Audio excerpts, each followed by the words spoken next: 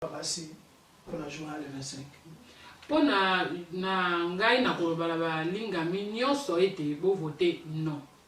Non pourquoi ndé na uti koloba awa désordre o bango bani bakota tozwa ngo na misu penda ata ya bomoiboye ezali vraiment désordre parce que kotala ngai na bali tonga naza na kata mokili boye naza na mwana te na ko pesa na exemple na ngai moko naza care assistant na kenaka na bandako musana biso ezali ko kena bandako aider bato basi ba lembi parce que o ezali troisième référendum ndom na éviter so bi première ezalaki liboso bandako voter loi il faut babanda ko botola. C'est à quelle année? Et l'équipe moi année pena pas mingité. OK. Ba voter il faut ba botola bana. Biso ke na to voter na mama, to voter ki oui. Ba papa be mikolo mi ba accepter ki ngo pona ni ba mona ki bana bazotambona na banzela ko sala mobulu ba désordre eza idée moka bien l'état suka zu bango akokadre bango akotangisa bango ba classe au moni quand même moi mobulu e kozala taki ngai tina koloba makambo o parce que ngaku tu na sala mangi na libumote. Mais kutu bango balobi ba longola droit ya mwana na libumo. Donc net ba bi droit ya mwana na libumo. Mwana koko zala même avant 2 semaines akobota ma na droite.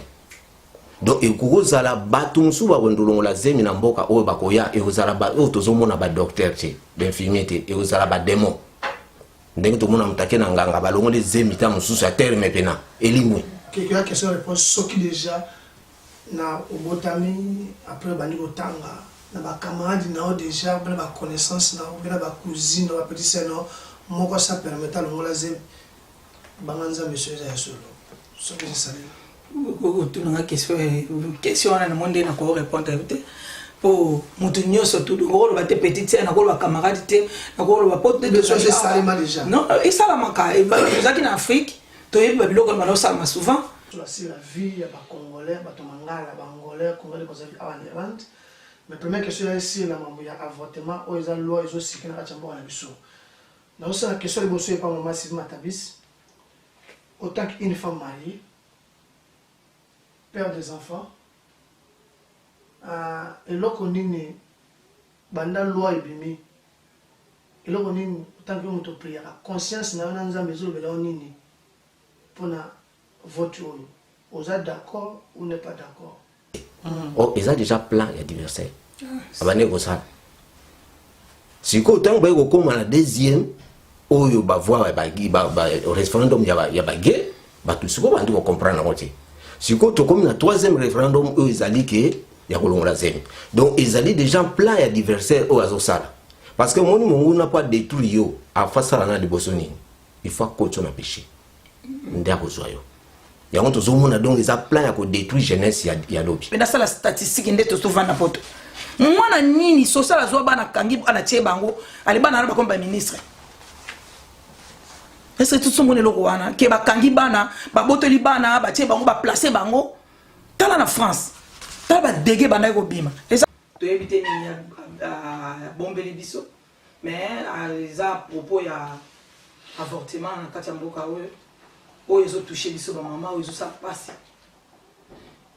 ngai na sala émission nga eza na sala émission tango ekoki émission na nga titre na tango ekoki.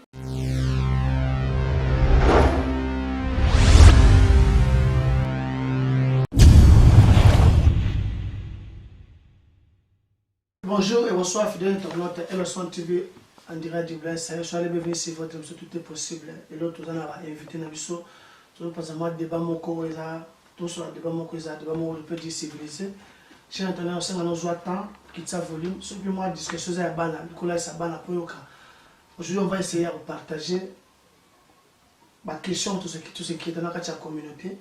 Tout le monde n'a pas dit dans tout ça Sylvie Matabisi, tout ça frère Jean Mbunga et nous avons maman Angèle habillée comme on a été en coquille. Maman Sylvie comme on a maman Sylvie Matabisi Zali, maman Sylvie avec exhortation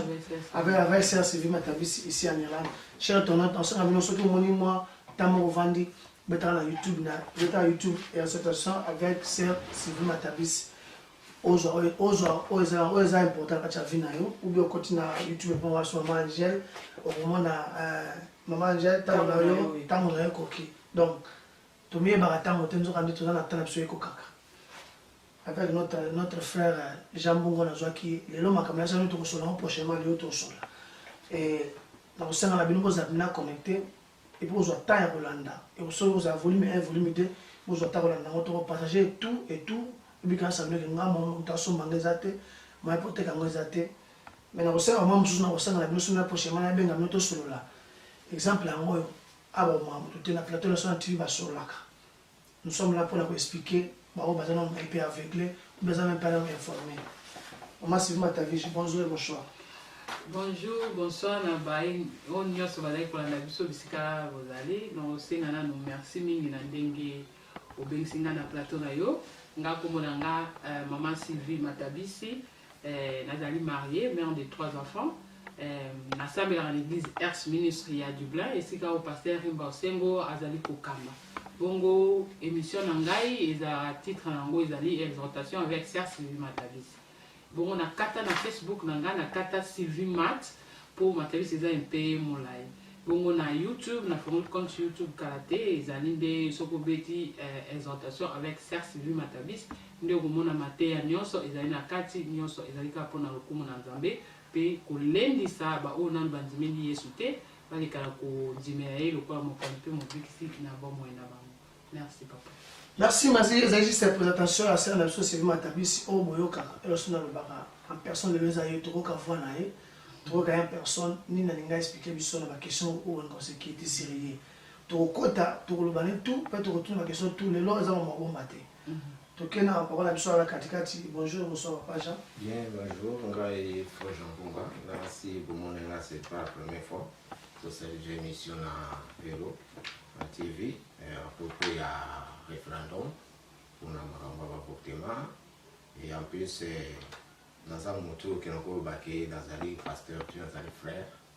alors il y a une senga qui n'a pas mal de bourse dans bâtiment de l'Oba ils allaient à propos il y a un référendum pour dans sujet pour nous dans une vision pour baquer révélation pour nous qui dragon du Colamboka il y avait pour ce qui est juste il y a un mal dans l'Oba pour ils allaient dans Jésus à la Kassamboka. En gros, les autres ont un débat, il y a parler sur toujours il y a un référendum dans beaucoup pour la banne à biso, pas jeune fille, pas jeune garçon, afin que vraiment tout puisse en conseil ou il que conseil dans le Seigneur. Et en gros, que le débat vous allez avoir jusqu'à la fin, ou tous en conclusion. Et en gros, que dans une semaine, on va faire Merci, juste la présentation à la fin de la Jean Bonga Boyoki, Makambo, tout flash qui n'a bien. Na volume vidéo à l'écart qui a tout le monde mais les autres sont là pour expliquer bien surtout. Alors tout cas la troisième personne, troisième invité na biso maman Angèle, bonjour et bonsoir. Ouais, bonsoir. Kapomonanga maman Angèle Kabongo. Je suis mariée à Aimé Kabongo. Bon, maman est ban belé. On a tanga pour les athées pour et pas les chimiques. En tout cas les autres émissions tous invités par les lois bien si tu éviter à bomber les bisous mais les à propos il y a avortement en Kachamboka où ils ont touché bisous ma maman où ils ont ça passé ngai na sala émission nga eza na sala émission tango ekoki émission na titre na tango ekoki na zape na YouTube so okay au petit tango na yo ekoki.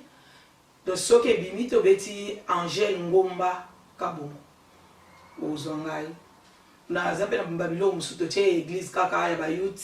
il y a Emoti, on a Tieté, on a Okota, on Pambola Makara, pour Bana OMK, on a Okota pour l'anglais, pour Emoti, toujours en anglais, montagne, transfiguration. Donc, nous allons tu vendis, tu as là, tu as une question, et la bombe, bon, je peux te répondre autres à la mesure à quoi répondre. En tout cas, la possibilité sur tout le monde, en tout cas, Zamba pas mon bébé. Merci, cher internaute. Maintenant, tu continues à Mozumba les Cambo, tu y a qui n'a pas. Question de Bosso dans un mot. Là aussi, on a la dispo parce qu'il y a des questions sous le plateau et il y a la surprise. Vous avez la compétence autant que ma femme mariée, autant que ma homme marié. Et là, la voix d'Irlande, la toison dans le biso dans le monde, tout sur la vie, il y a des Congolais, des Mangala, des Angolais, des Congolais qui sont en Irlande. Mais la première question ici, il y a un avortement, où ils ont loi, ils ont aussi qu'il y a un biso. Donc, c'est la question de Bosso et pas mon massif Matabis. autant qu'une femme mariée, père des enfants, et là qu'on est banda loi et bimi, et là qu'on est autant que notre prière, la conscience n'a pas dans maison de l'on pour na vote. Vous êtes d'accord ou n'est pas d'accord? Merci pour na motuna na yo papa. Ngai na oloba na introduction na kutu na présentation na pardon na ndaki na marié mais na tant comment on va na rater ezali comme on a Claude Siama na ba olo ba yebi mususu ba na IP Palings. Donc mutuna pesi ngai tuninga ezali ya motu ya penza pour na biso ba na nzambe to na biso to zali na mokili. Nzambe tanga sali Adam et Ève. Tango asaki première alliance na bango, alors na bango multipliez-vous. Moi je pense que multipliez-vous on a déjà laquelle qui bango déjà ban. À laquelle qui bango déjà pour se multiplier mais so zongi sous na biologie, so que muto atanga ka science, au moins les na cours ba benga ka biologie, balobi batang service cytologie, les études ya cellules. Bazo tang service microbiologie, les études ya microbes. Ba ko tang service reproduction ou ezali pour se reproduire ngai attaque moto na ça peut reproduction ngai na bimisa pe moto na kata moki non attaque nzambe mais attaque moto nzambe ya siko kanisa biso abi multiplier donc so la bien on a molimo o ezali spirituel nzambe déjà la kele ki biso ke to se multiplier o wana ezali spirituel so le bon la na naturel zota la science ezolo ba ete moto sengel na ye a se reproduire donc pour nanga na moni que en tout cas loi na balinga ba voter na nango d'accord te na nango d'accord te parce que nyonso ici et salamaki bible nzambe tanga saki mokila saki déjà nyonso nde moto na mokili nde mutazolinga ko changer au côté ça désordre en ordre. Donc oyo wana koloba ke to sala to voter loi pour na ko sala ko adopter bato ba sala ka avortement ezali ko kota désordre en ordre pour bato musu bazo mona ngo pour ba vie eza partager ba musu bazo mona ngo ezali malamu mingi po abota na bolenge to abota na kanité mais ezali penda désordre o ba koti na mitu ya bato mais en ordre. Alors, c'est la conscience, moi, je suis pour des offres, parce que la vote, ça sera dans quelques semaines, on peut dire le 25. Et là, on aura pour la journée le 25. Pour na ngai na koloba lingami nyonso ete bo voter non. Non pourquoi nde na uti koloba awa désordre o bango bani ba kota tozwa ngo na misu penda ata ya bomoiboye ezali vraiment désordre. Parce que kota la ngai na bani tonga na za kata mokili boy na za na mwana te na ko pesa na exemple na ngai moko na za care assistant na kena na banda ko musana biso ezali ko kena banda ko ide bato basi ba lembi to ba hospital beli ba ko bikate ba alobi ke to lingi to vana na banda ko na biso kino fait un bon moyen nga mais ça ba ka mususu to kutaka azo continuer ko za na force pour bana ne ba ka ko visiter mais au moins mususu ata vraiment very down pour atikala ko bota te na bon moyen na ye de place wana social senga mingi ete en tout cas ko za na mwana eza iloko moka mutuya pour déjà ko za na mwana eza bénédiction nzambe moto nyonso na bon moyen na ye asepelaka azala béni par nzambe ko bota déjà ezali bénédiction nzambe alors tant ozali na mwana ezali ko pesa ope fierté ya kozala ya existence na yo na kati ya mokili pour bazotala dérivé na yo tant moni mama Sylvie mwana mama Sylvie dans ce tolobi sous tozo na biologie bazobenga bango ba hybride donc mama Sylvie azana ba hybride na ye otomona alors dans place wana na koloba ete to voter vraiment non to voter vraiment massivement non pour ezali nanu kozala soko voter oui ozali à la contre ya bible soko voter oui ezali otosi mibeko na nzambe te soko voter oui ezali lokola obangi nzambe te. Alors na bobangi nzambe to pe na ko tosa nzambe to pe na ko zala toujours ko zala liloba nzambe lokola mode de vie na yo et sengeli na yo koloba non. Non pourquoi? Parce que bana bazali likabona nzambe. Nzambe pe na kati ya Bible balobi dans ma maison il y aura ni femme qui avorte ni femme stérile. Donc nzambe déjà lobi na kati ya Bible ya été alingi te na kati ya ndako na ye. O ezali tozoloba église mais église ezali lokola mokilio to vandi. nzamba lobi alingi te moi ça la stérile alingi pété moi ça la avortement bongo nako pese lango pena verset na lobi ezali na kati ya Bible po epesa yo courage luka ngo na kati ya Bible ngana pesi ka kendis po ezala te mama Sylvie a lobi mais yo luka phrase wana na kati ya Bible nde okososola. Merci papa pour la motuna na. Merci, c'était maman Sylvie azope éclairci sur la place ya moto alina de me voter conséquence ya ngwana et un avantage et des avantages non frère Jambonga autant qu'un homme parce que moi science na mokila il a rabota mais bisson ba l'autre pas bien on s'en fout autant qu'un homme papa je crois père des enfants oui est-ce que au nous a convaincu na massivement maman lobi mais nous a des accords des locaux loi ya moko imposé ou bien ils ont insister la population et voter oui ou yes. Bien, merci na parole. C'est via lobby. Naza d'accord nango parce que si on a bien naza d'accord nango na koloba ke en réalité ngai ce que l'on a tellement problème oyo na koloba naza première naza mutu o nazali témoignage vivant na vie na ngai na koloba parce que papa na ngai to koloba ke akufaka na âge de 26 ans.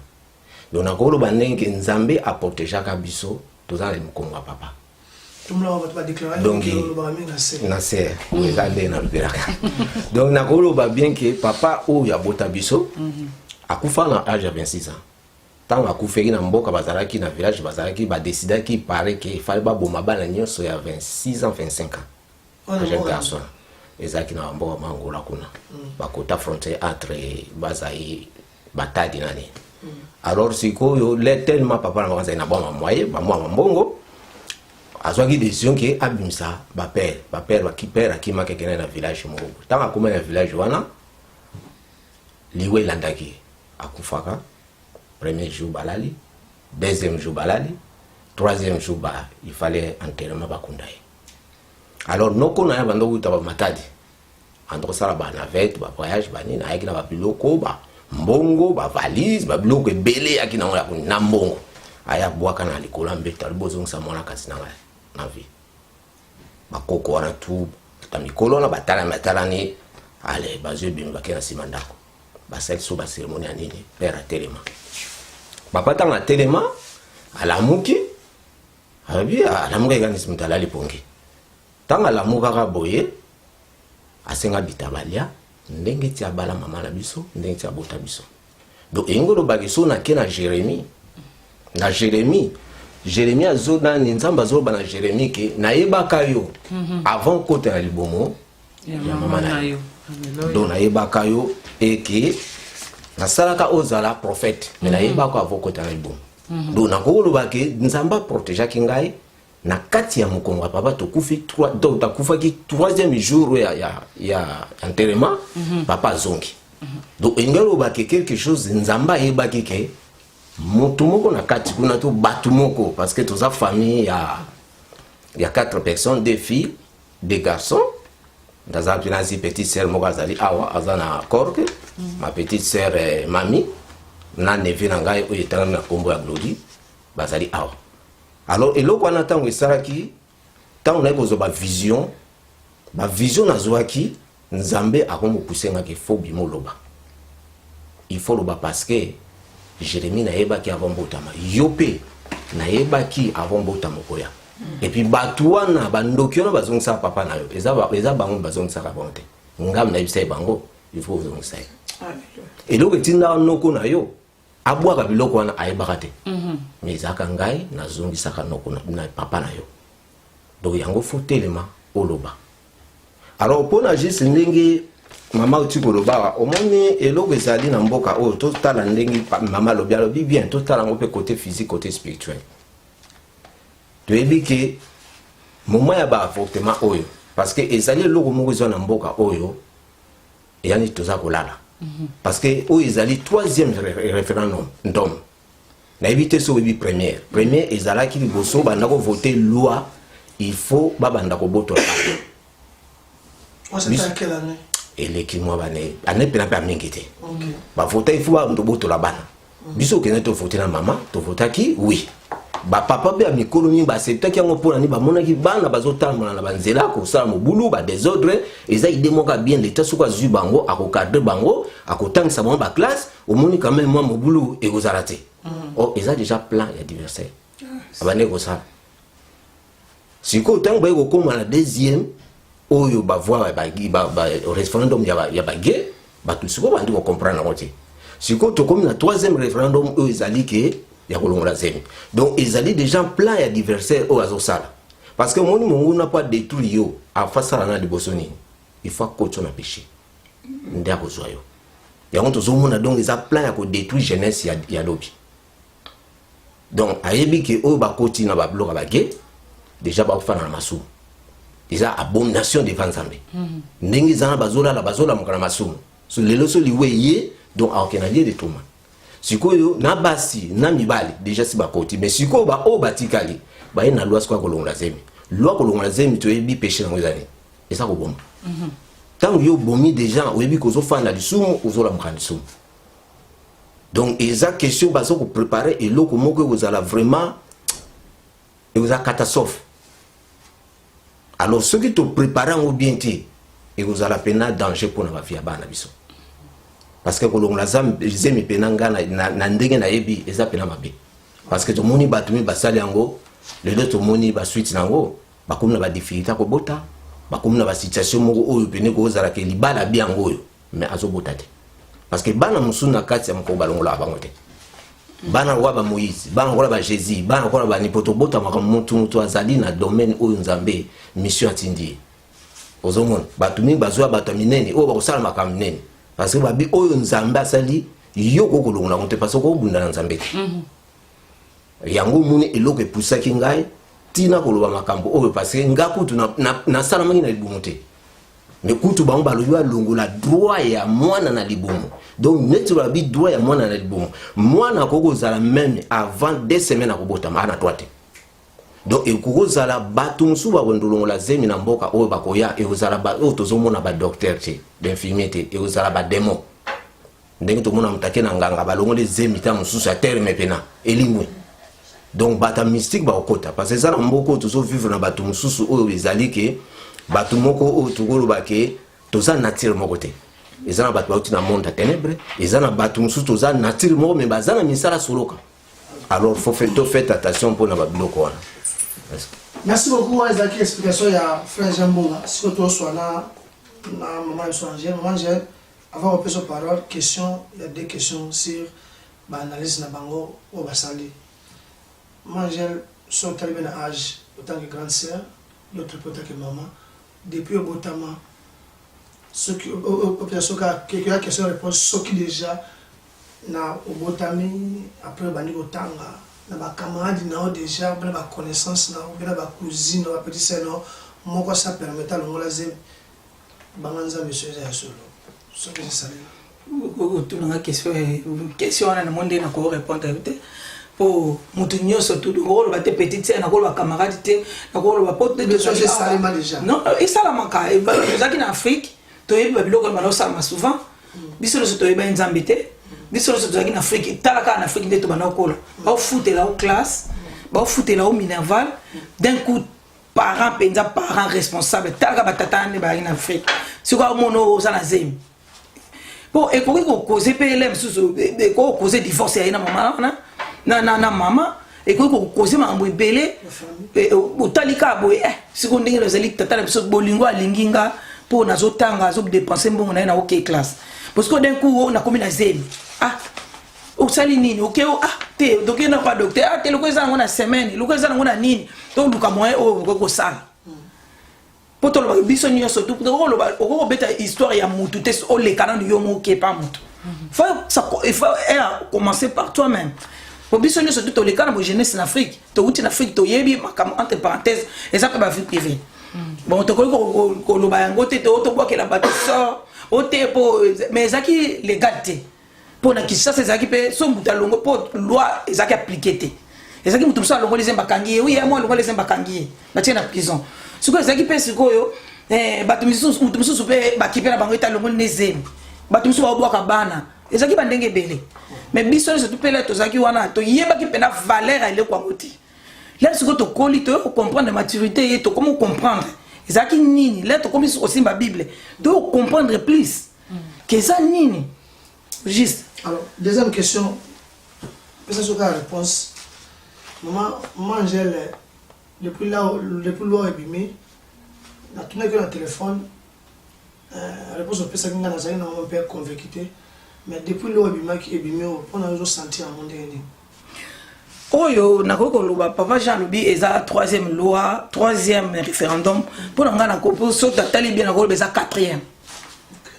donc et loko nyo surtout soke bimi photo yeba ezobima pona nini ezobima pona nini ndenge nini avantage na weza nini désavantage na weza nini donc photo yeba eza nini ba biloko wana nyo surtout ndenge ezobima tant que là biso bato zo simba Bible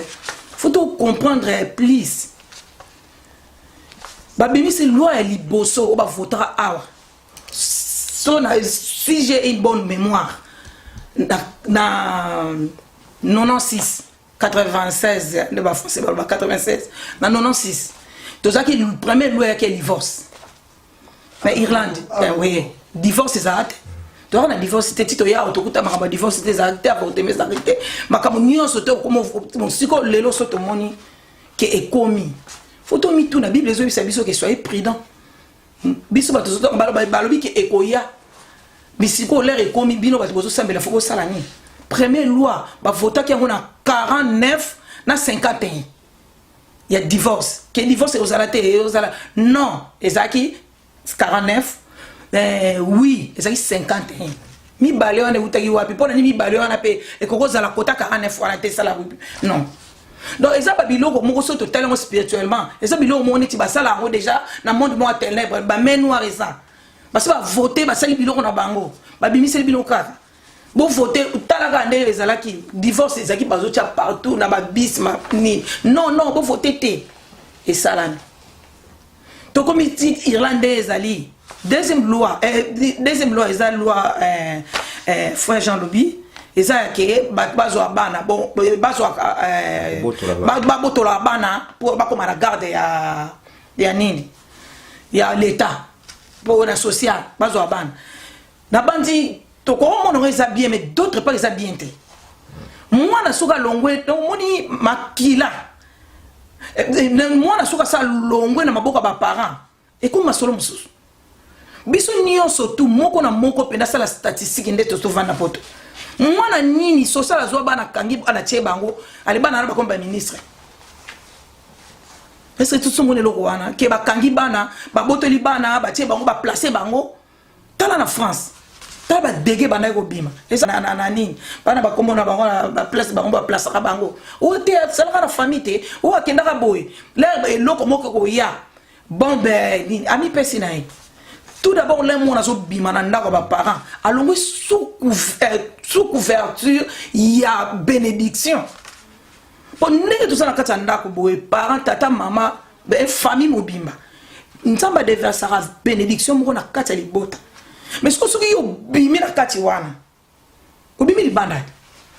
Si vous bénédiction, les autres sont au bazar kati place, moi, katanda. Il y a des bandes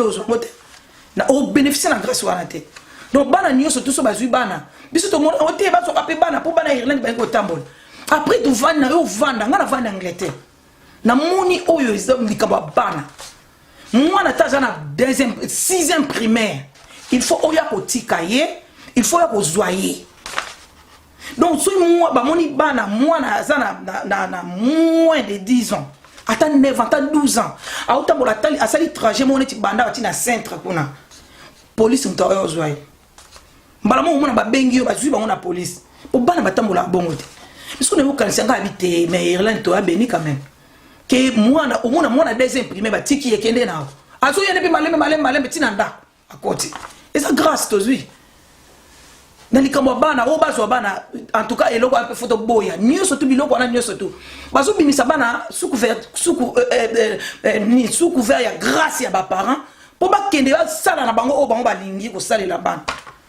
Donc loko wana poto telemela to sali makazo telemelango mais na moni na ebité eloko e pasaka te ponanga na moni zaika wana nakoko ozwa ma parole mpona na répondre mama donc ezali bango balobi soki ozo maltraité mwana aza maltraité na ndako ozokipe bien te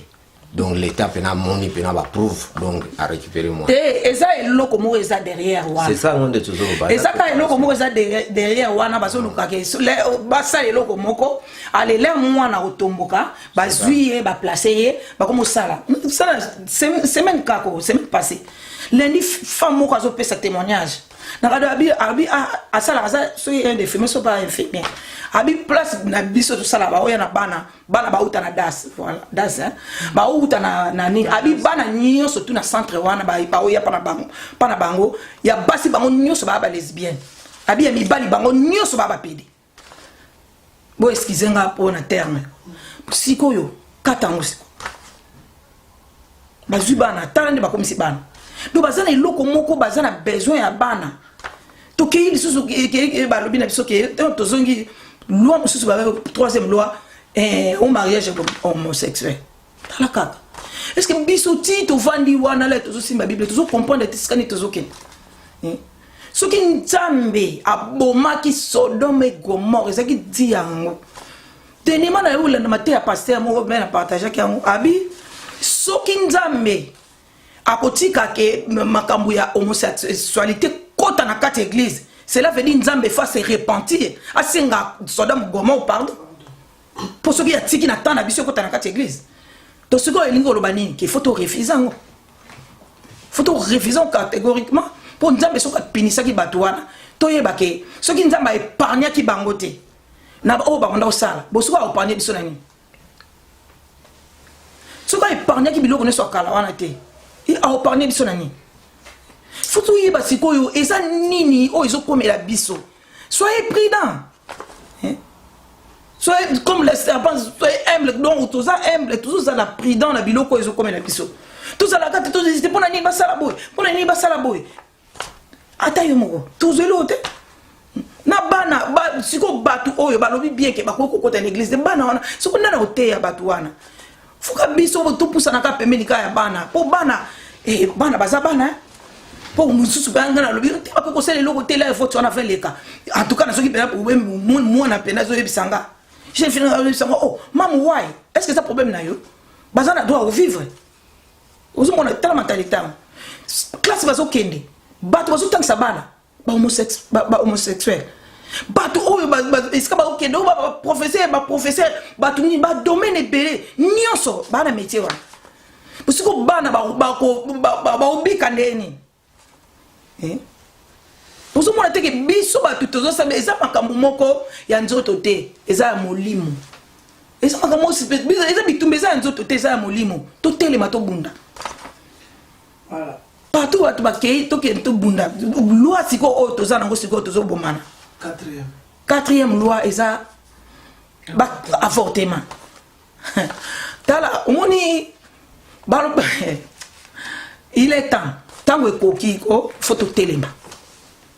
tango ekoki photo telema omoni le to lo avortement tozo simple tozo na valeur te mais tozo yibate so tozo ngi na bible et loko nyuso eza kama kila so balobi ke il nous a racheté à grand prix et ça ni makila vous tous là-bas regardez le Congo ce pays de Lumumba regardez ce pays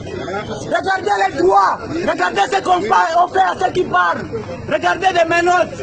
souvenez-vous de Lumumba des corrompus, des Congolais, des gens qui tuent ce pays ont tué ce pays ont tué Lumumba et continuent à tuer le peuple congolais. Vous le regardez, vous êtes des complices.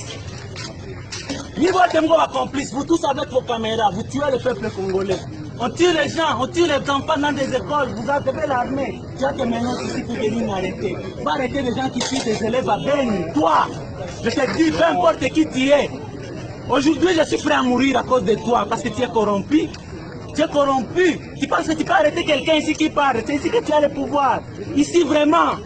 Regarde-toi, c'est la honte. Tu es une honte. C'est là où vous amenez ce pays. Je menote, vous menotez ceux qui parlent. Oh, je suis colonel, je suis truc. Colonel, c'est quoi? Les Belges sont partis. Et aujourd'hui, le peuple va parler et vous allez partir aussi. L'État, on va vous balayer comme ça. Comme on a balayé les gens en Afrique du Sud. Parce que vous êtes des crapules. Oh, c'est fini? C'est fini. Très bien. Allez, amenez-moi là où vous voulez.